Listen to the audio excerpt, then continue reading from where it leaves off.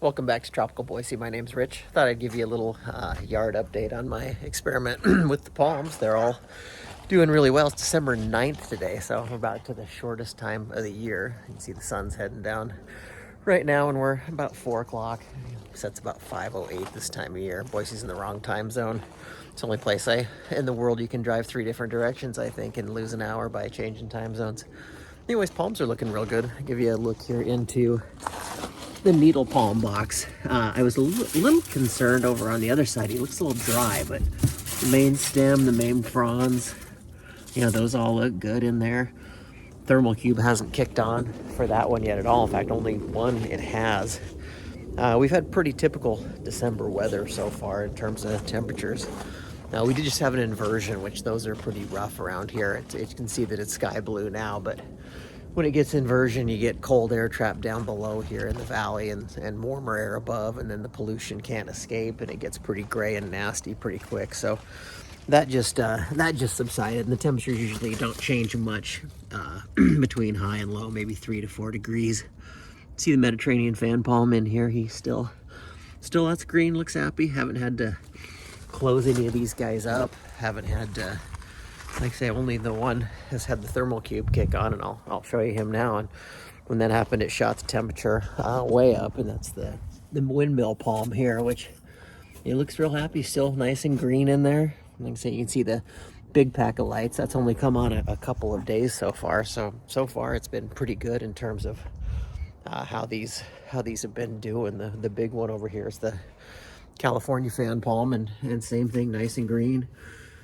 Hasn't had to kick on that thermal cube yet. We haven't been cold enough, and there's nothing in the next few weeks that looks all that scary for us either. So, hopefully that trend is gonna continue, and we have a pretty mild winter. Over here is the last of the ones in the box, and this is the sable miner I have in there.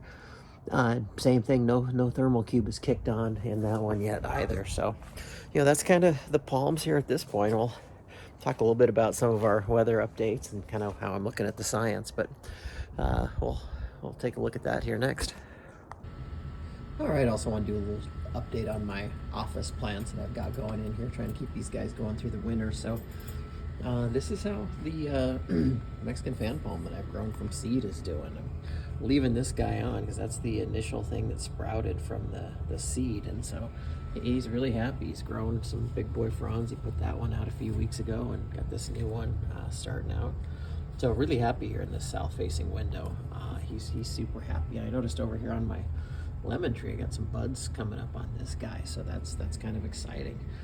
Considering it's December for this. I've also got a lime tree over here as well, but he doesn't have anything like that yet, but kind of exciting.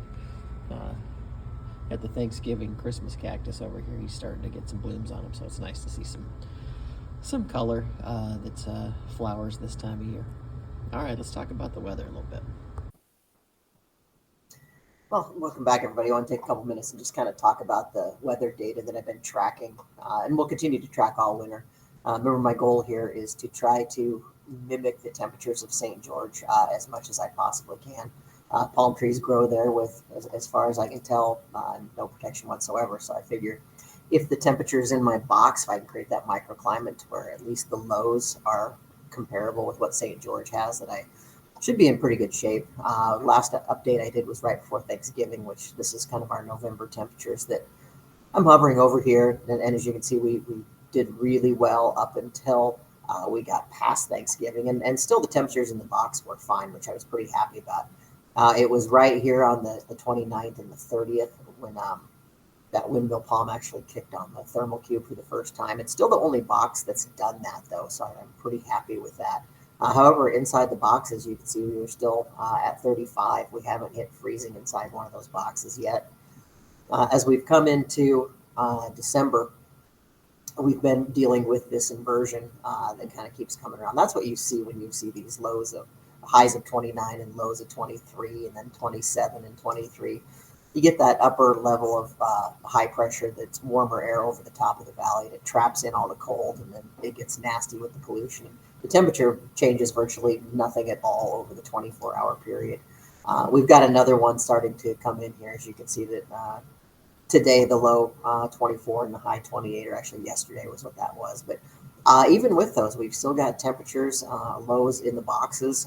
And the way I'm doing this, I've got 5 boxes going, and I'm just averaging the highs and lows within every one of them. Now, a couple things that I've done research wise here that I'm looking. If you notice this here on the 7th, where I've got the U27, that's the day that we go under an average low of 27 degrees, which is the lowest they have in St. George. So I kind of consider this the beginning of any potential danger zones that I might run into. The other thing I've looked at is, right, Boise is a zone 7 city. I went back 8 years of data, and it's only happened 8 days in that entire time.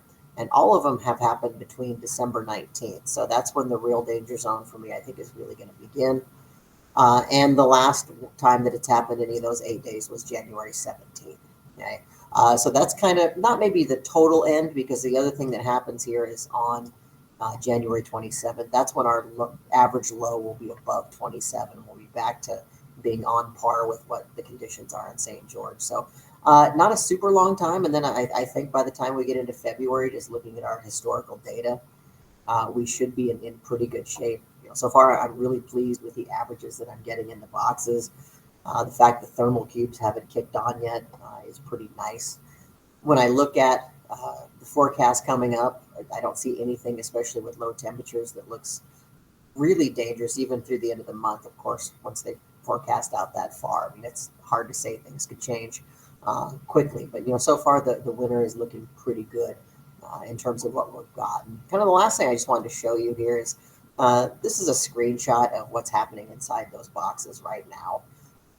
It's 32 degrees outside at my house with 80% humidity.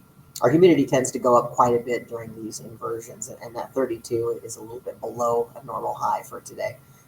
Inside the California fan palm, which is the big box, notice what that does. The temperature there is significantly warmer, 21 degrees warmer.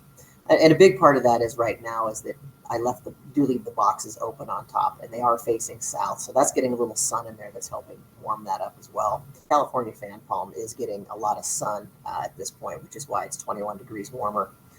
For example, the Mediterranean fan palm doesn't get hardly any sun throughout the day, so significantly cooler in there. Boxes are designed the same, the lighting systems are the same. It just doesn't get the sun to warm that up. The windmill palm does a little bit. So the windmill and the California one tend to be a little bit warmer on the inside. The lows, though, tend to be pretty consistent through all of them. So anyways, that's kind of my update for today. So we'll check in, after the holidays most likely, and kind of see how we've navigated through that. Take care. Like and subscribe.